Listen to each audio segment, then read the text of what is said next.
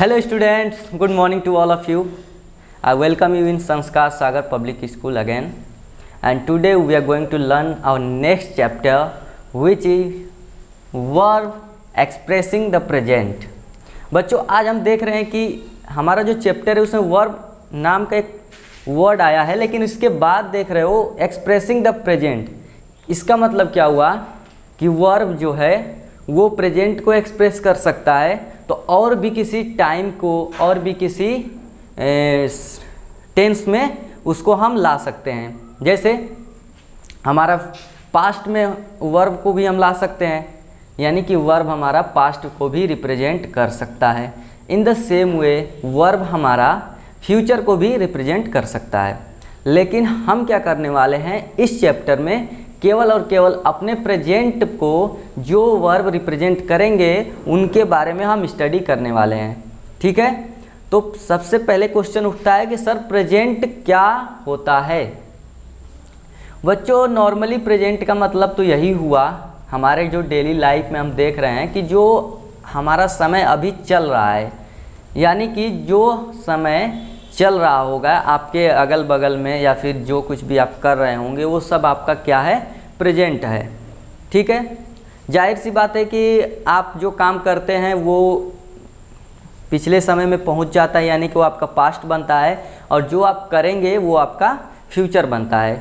ठीक है, तो अक्सर जो हम सेंटेंस लिखते हैं बच्चों, अगर वो प्रेजेंट है तो प्रेजेंट के अंत में क्या होता है हूँ, हो, etc। ऐसे जो वर्ड्स हैं या फिर तुम लेटर्स कह सकते हो इनको, ये सारी चीज़ें आती हैं हमारे प्रेजेंट टेंस के अंत में। ठीक है बच्चों, उदाहरण के लिए ले लो, मैं स्कूल जाता हूँ, मैं स्कूल जाता हूँ, इसके अंत में क्या आ रहा है बच्चों, ह आ रहा है। मैं पढ़ाई कर रहा हूँ, इसके भी अंत में क्या आ रहा है बच्चों, ह आ रहा है। मैं तुमको पढ़ा रहा हूँ, इसके अंत में ह आ रहा है। मैं 2 घंटे से पढ़ रहा हूँ, इसके भी अंत में क्या आ रहा है बच्चों, ह आ रहा है। तो जितने भी सेंटेंस हम लिखते हैं अगर उनके अंत में ह आए तो वो बन जाता है हमारा प्रेजेंट टेंस। ठीक है बच्चों, अब हम बात करने वाले हैं कि प्रेजेंट टेंस के पार्ट कौन कौन से होते हैं। पहले उनको लिखते हैं और फिर हम आगे पहले पार्ट को आज देखेंगे। ठीक है, पहला पार्ट जो होगा प्रेजेंट टेंस का, एक्सप्रेसिंग द प्रेजेंट के, यानी कि मतलब इसका होता है बच्चों प्रेजेंट टेंस। इसका मीनिंग निकलता है प्रेजेंट टेंस। ठीक है बच्चों, अब चलिए देखते हैं पार्ट। तो पहला पार्ट इसका होगा present indefinite, present indefinite tense. दूसरा पार्ट इसका होता है present continuous tense. Third part present perfect tense, and last one is present perfect continuous tense. ठीक है बच्चों, 4 पार्ट होते हैं प्रेजेंट टेंस के, present indefinite, present continuous, present perfect and present perfect continuous tense. इसी चीज को बच्चों प्रेजेंट इंडेफिनिट को भी हम अलग नाम से जानते हैं, जिसको कहते हैं सिंपल प्रेजेंट टेंस। इसी को हम अलग नाम से जानते हैं, उसको हम बोल देते हैं सिंपल प्रेजेंट टेंस। आज के इस लेक्चर में हम केवल कंप्लीट करने वाले हैं फर्स्ट पार्ट को, यानी कि प्रेजेंट इंडेफिनिट को। ठीक है, और नेक्स्ट लेक्चर में हम बाकी के टेंस के पार्ट को कंप्लीट करेंगे। चलिए देखते हैं कि प्रेजेंट इंडेफिनिट टेंस क्या होता है।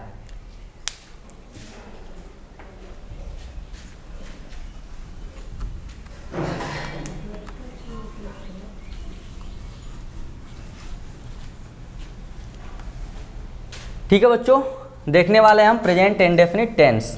पहला पार्ट हमारा जो था वो प्रेजेंट इंडेफिनिट टेंस। इसमें बच्चों जो आपके बुक के अकॉर्डिंग पढ़ाया गया है,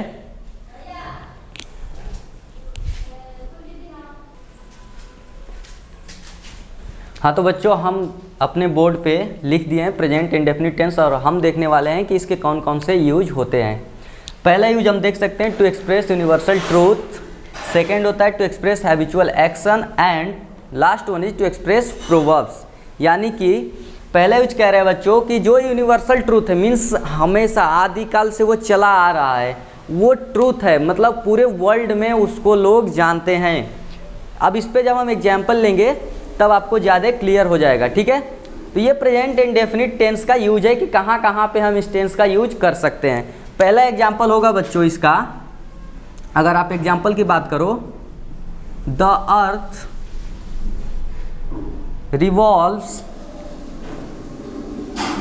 रिवॉल्व्स अराउंड द सन। ये कह रहा है कि पृथ्वी सूर्य का चक्कर लगाती है कह रहा है पृथ्वी सूर्य की चक्कर लगाती है। तो बच्चों ये तो पूरा वर्ल्ड जानता है, पूरा संसार, पूरा विश्व जानता है कि सही बात है, पृथ्वी सूर्य की चक्कर लगाती है। लेकिन आप मेरे सेंटेंस पे भी ध्यान दो, मैं बोल रहा हूँ पृथ्वी सूर्य की चक्कर लगाती है, तो है अंत में आ रहा है, ठीक है बच्चों। तो ये बना हमारा प्रेजेंट टेंस का पार्ट, प्रेजेंट इंडेफिनिट टेंस। दूसरा एग्जाम्पल देख सकते हो, टू एक्सप्रेस हैबिचुअल एक्शन। अगर आप एक विद्यार्थी हो तो आप स्कूल डेली जाते होगे, आप नाश्ता डेली करते होगे, आप सुबह में टहलते होगे, तो ये सब चीज़ क्या है बच्चों, आप डेली जिस काम को करते हो ना, वो आपकी हैबिचुअल एक्शन कही जाती हैं। देखो टू एक्सप्रेस हैबिचुअल एक्शन का एक एग्जाम्पल हम लेते हैं, आई गो टू स्कूल, मैं स्कूल जाता हूँ।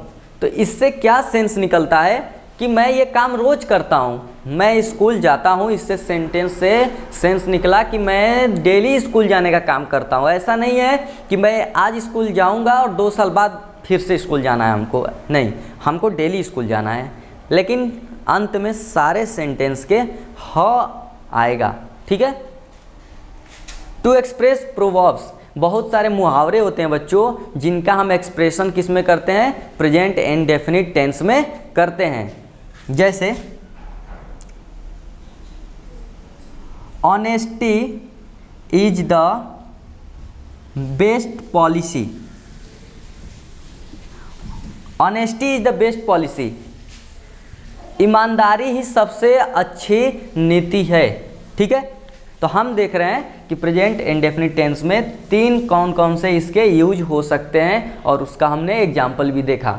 लेकिन सवाल ये है फिर भी कि सर ये सेंटेंस हम कैसे बनाएंगे, इनका कोई नियम होना चाहिए। प्रेजेंट इंडेफिनिट के टेंस के जो सेंटेंस होते हैं उनको बनाने का कोई तो नियम होगा ना, जिसके बेसिस पे हम बना रहे हैं। जैसे आप मैथ के फॉर्मूले पढ़ते हो तो उस फॉर्मूले पे क्वेश्चंस को सॉल्व करते हो। इन द सेम वे बच्चों, हम जो ग्रामर है उसमें रूल लिखते हैं या स्ट्रक्चर उसको बोलते हैं, जिस स्ट्रक्चर के बेसिस पे हम सेंटेंस का फॉर्मेशन करते हैं। तो प्रेजेंट इंडेफिनिट टेंस में जो स्ट्रक्चर आते हैं उनको हम लिखने वाले हैं, और उनके बेसिस पे हम फिर से काम करने वाले हैं कि कैसे किसी भी सेंटेंस का ट्रांसलेशन हम कर सकते हैं।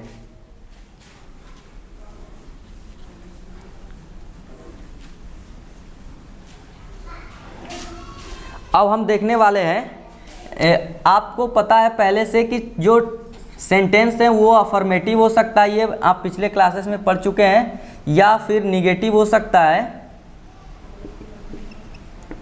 या इंट्रोगेटिव होगा,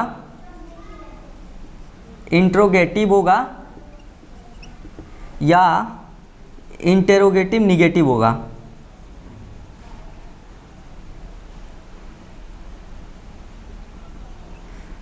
तो हम इन्हीं चारों सेंटेंस के लिए स्ट्रक्चर लिखने वाले हैं कि अगर इस तरीके के सेंटेंस हमको प्रेजेंट इंडेफिनिट टेंस में मिलता है तो हम कैसे उसका ट्रांसलेशन कर सकेंगे। तो पहला होगा हमारा इसका सब्जेक्ट प्लस वर्ब का फर्स्ट फॉर्म यस, या ईएस प्लस ऑब्जेक्ट हम यहाँ पे लिख लेंगे, ठीक है। इसमें हम लिखेंगे सब्जेक्ट प्लस वर्ब का फर्स्ट फॉर्म डू और does plus not plus verb का first form plus object. Interrogative बनाने के लिए बच्चों WH वर्ड, या सबसे अच्छा लिख लो क्वेश्चन वर्ड, तुम लिख लो क्वेश्चन वर्ड, ठीक है, plus do does plus subject plus verb का फर्स्ट फॉर्म प्लस ऑब्जेक्ट, और यहाँ पे क्वेश्चन मार्क लगा देंगे। यहाँ पे देख लो बच्चों क्वेश्चन वर्ड हो जाएगा question word plus do does plus subject plus not plus verb first form plus object और क्वेश्चन मार्क लगा लेंगे। ठीक है बच्चों, आप ये चारों स्ट्रक्चर को नोट कर लो, अभी वीडियो को रोक के नोट करो, फिर मैं इन्हीं चारों स्ट्रक्चर पे कुछ आपको ट्रांसलेशन कराता हूँ जो प्रेजेंट एंड डेफिनिट टेंस होंगे, और ये स्ट्रक्चर आपको बिल्कुल क्लियर हो जाएगा। ठीक है, तो आप वीडियो को रोको और इसको नोट करो। तब तक मैं भी क्या करता हूँ, वीडियो को पॉज करता हूँ और कुछ ट्रांसलेशन हिंदी में लिखता हूँ और उसको मैं आपको इंग्लिश में ट्रांसलेट करके दिखा देता हूँ। ठीक है बच्चों,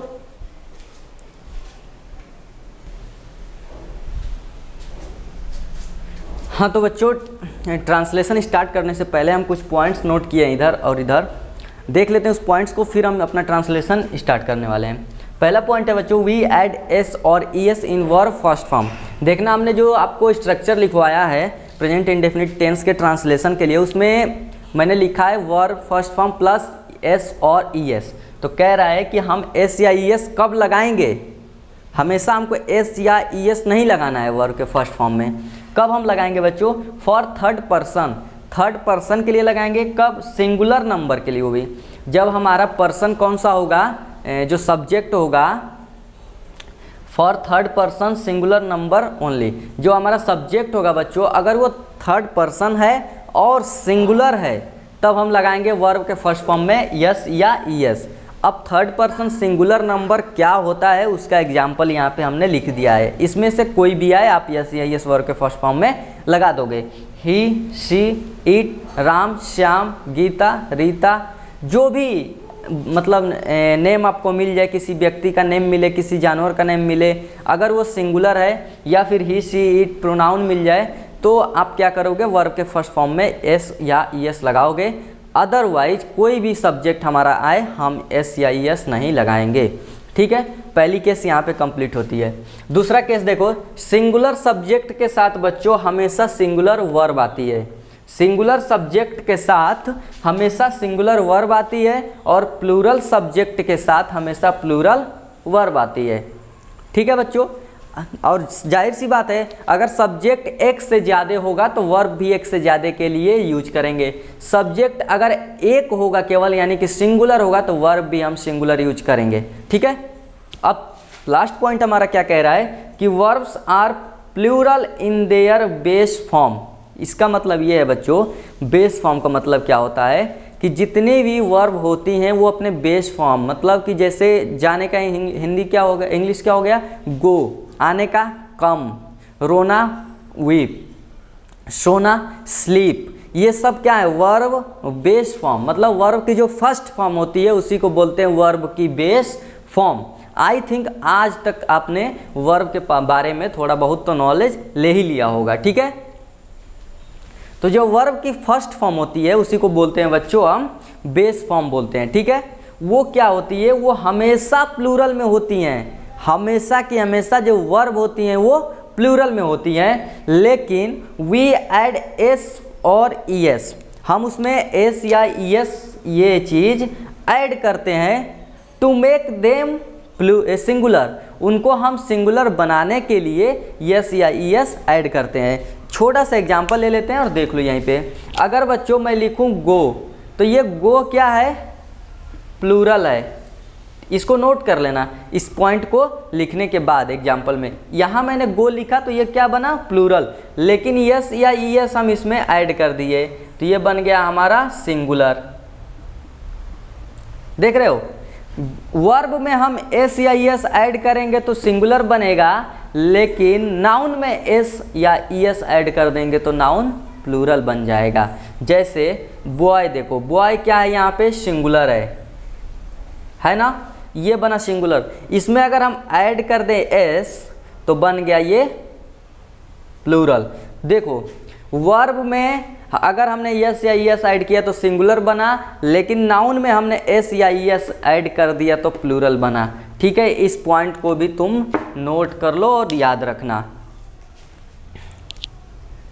अब चलते हैं इन सब ट्रांसलेशन के पास और देखते हैं कैसे हम इसको ट्रांसलेट करेंगे। पहला एग्जांपल है बच्चों, तुम स्कूल जाते हो।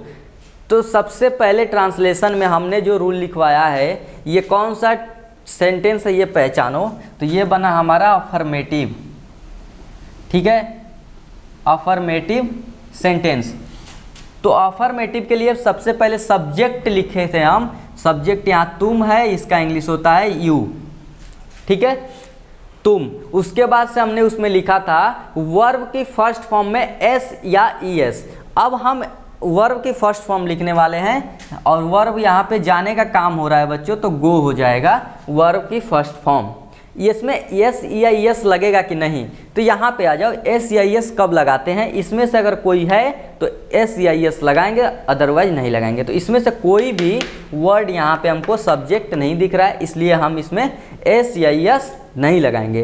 तो यू गो टू कहाँ जाता है बच्चों, स्कूल जाता है, तो you go to school. Sentence complete हो गया।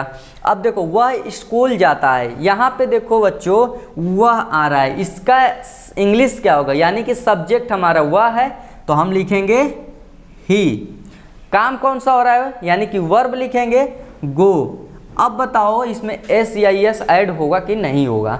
तो बच्चों यहाँ पे आओ, ही देख रहे हो ना यहाँ, इसलिए यहाँ पे एस या ईएस हम ऐड करेंगे। तो गो में ईएस ऐड होता है, बन जाएगा गोज। ही गोज टू, ये भी कहाँ जाएगा बच्चों, स्कूल जाने का काम कर रहा है। अब देखो तुम स्कूल नहीं जाते हो, ये बन गया हमारा निगेटिव। वो था अफर्मेटिव, ये बना हमारा निगेटिव। अब निगेटिव के लिए कैसे हमने स्ट्रक्चर लिखवाया है बच्चों, पहले हम लिखेंगे सब्जेक्ट यू हमारा सब्जेक्ट है, फिर डू डज नॉट। ठीक है, तो यू के साथ डू आएगा। डज जो है बच्चों वो हमेशा थर्ड पर्सन सिंगुलर के साथ आएगा। यहां लिख लो does third person singular number के साथ आएगा।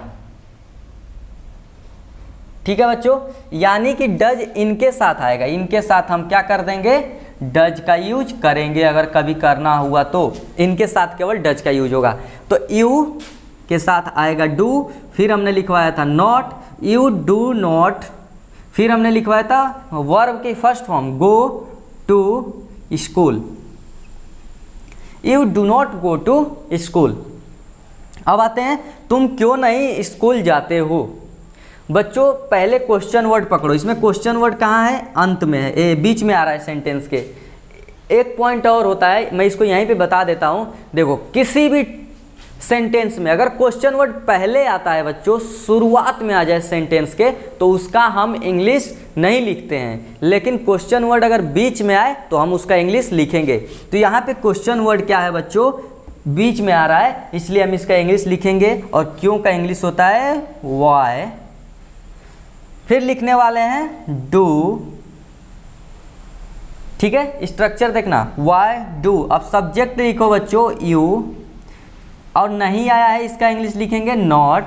काम क्या हो रहा है, जाने का, गो टू स्कूल, और यहाँ पे क्वेश्चन मार्क लगा देंगे। तो why do you not go to school, ये हमारा ट्रांसलेशन कंप्लीट होता है। और भी हम एग्जांपल देख लेते हैं एक दो, फिर हम वीडियो कंप्लीट करेंगे, यहाँ पे ख़त्म कर देंगे।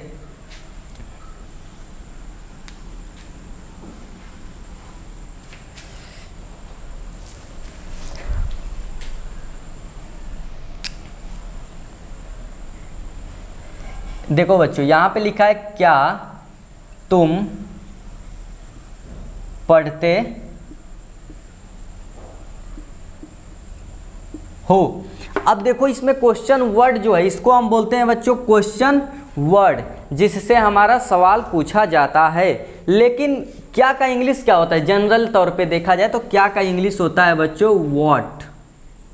व्हाट मीन्स होता है क्या। लेकिन ये वाक्य इस सेंटेंस के स्टार्टिंग में आ रहा है बच्चों, स्टार्टिंग में आ रहा है सेंटेंस के, इसलिए हम इसकी इंग्लिश नहीं लिखेंगे। देखो यहाँ पे जो क्वेश्चन वर्ड था वो सेंटेंस के बीच में आया था तो हमने उसकी इंग्लिश यहाँ पे लिखी, लेकिन यहाँ पे सेंटेंस के स्टार्टिंग में आ रहा है तो हम इसकी इंग्लिश नहीं लिखेंगे। तो फिर कहाँ से चालू करेंगे बच्चों, क्वेश्चन वर्ड के बाद क्या लिखा गया है तुम्हारे स्ट्रक्चर में, डू या डज, तो वहाँ से चालू करो। और सब्जेक्ट क्या है बच्चों, यू, तुम का इंग्लिश क्या होता है यू। अब यू के साथ डू आएगा कि डज आएगा, तो डू आएगा, तो यहाँ लिख दो डू। डू यू, वर्ब हमारा फर्स्ट फॉर्म लिखना है और वर्ब रीड होता है पढ़ने का, डू यू रीड, क्या तुम पढ़ते हो। इसी का अगर नेगेटिव बनाना है बच्चों, क्या तुम नहीं पढ़ते, क्या तुम नहीं पढ़ते हो। फिर ये स्टार्टिंग में आ रहा है बच्चों तो इसकी इंग्लिश तो हम नहीं लिखेंगे। अब स्टार्ट करेंगे डू यू। अच्छा यहाँ पे डू क्यों लिखे, डज भी लिख सकते थे, लेकिन सब्जेक्ट हमारा यू है और ये थर्ड पर्सन सिंगुलर नंबर नहीं है, इसलिए लिखेंगे हम डू। इसको देख के हम यहाँ पे लिखते हैं, तो डू यू। और फिर नहीं के लिए आएगा इसके लिए नॉट, और पढ़ने का होता है स्टडी या read, do you not read. Complete हो गया। तो बच्चों आज हमने पूरा का पूरा प्रेजेंट इंडेफिनिट टेंस को ही कंप्लीट कर लिया है। और भी अगर कोई डाउट आपको बचता है तो आप ज़रूर व्हाट्सएप ग्रुप में मैसेज कर सकते हो, जो भी आपको डाउट रहता है, या फिर जब आप वीडियो देखते हो तो वहाँ भी कमेंट करने के बहुत सारे आपको मतलब कमेंट करने के लिए आपको इनबॉक्स में आप कमेंट कर सकते हो, जो पूछना है आप डाउट पूछ सकते हो। बट मुझे लगता है आप लोग वीडियो अच्छे से देखते नहीं हो, इसलिए आपको कोई डाउट होता ही नहीं है, और शायद नोट्स भी नहीं बनाते हो। But it's my suggestion that आप नोट्स बनाओ, क्योंकि आगे आपको बहुत ज़्यादा ये सब चीज़ें हेल्प करने वाली हैं। जब आपका टेस्ट होगा तब भी आप शॉर्ट नोट्स होंगे आपके पास, आप जल्दी से जल्दी रिवीजन कर लोगे। अदरवाइज आपके बुक में इस तरीके से यही चीज़ को पढ़ाया है कि आप बिल्कुल समझ नहीं सकते हो, क्योंकि ये सब स्ट्रक्चर्स आपके बुक में गिवन ही नहीं है। आप सेंटेंस देख सकते हो लेकिन कैसे बनता है वो सेंटेंस ये नहीं बता सकते हो, ठीक है। तो ये सारी चीज़ें नोट करो। और भी हम क्या करेंगे, आपके प्रैक्टिस के लिए कुछ ट्रांसलेशन आपको सेंड कर देंगे आपके इन व्हाट्सएप ग्रुप में, और आप उसको ट्रांसलेट करके आप मुझे दे दोगे और फिर मैं उसका सॉल्यूशन भेज दूंगा, ठीक है। तो आज के लिए बस इतना ही बच्चों। थैंक यू वेरी मच इस लेक्चर को देखने के लिए।